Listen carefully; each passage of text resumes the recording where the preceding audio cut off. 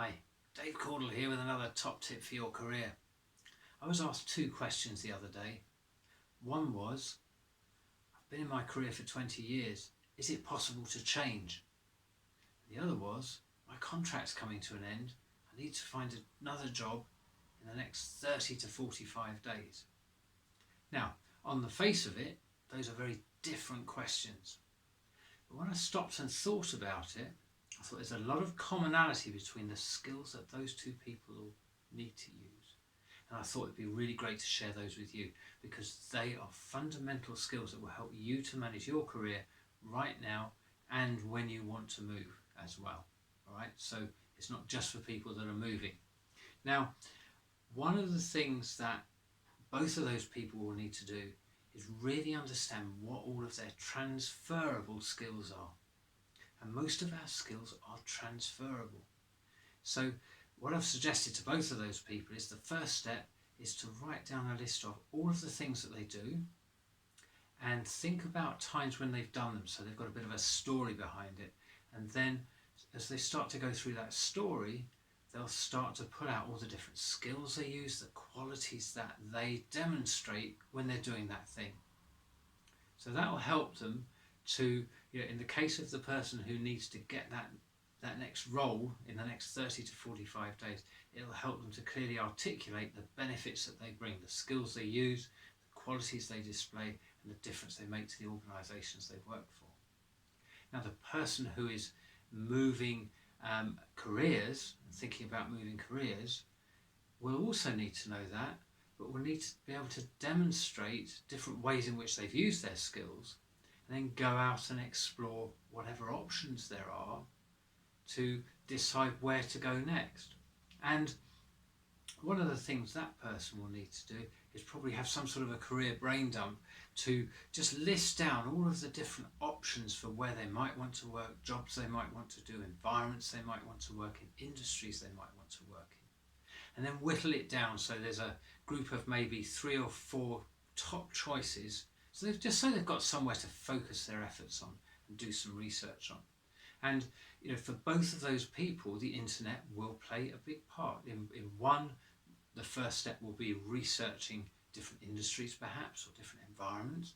In the second, it will be about probably contacting recruiters and finding recruiters that can help them to get where they want to go. In both cases, using LinkedIn and their wider network. Remember, professional networks are great on LinkedIn, but we also know loads of people we don't know on LinkedIn. And those are our family, our friends, our acquaintances, and all of them could have an input into whether or not we can make our next move.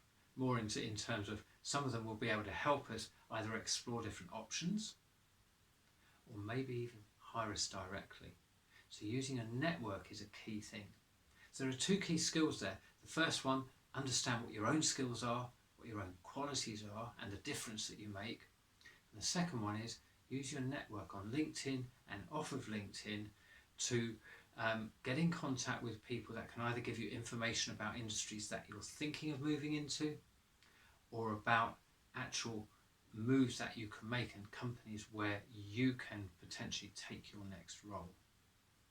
And the final thing that I think is really important is that both of those people will need to think about their values.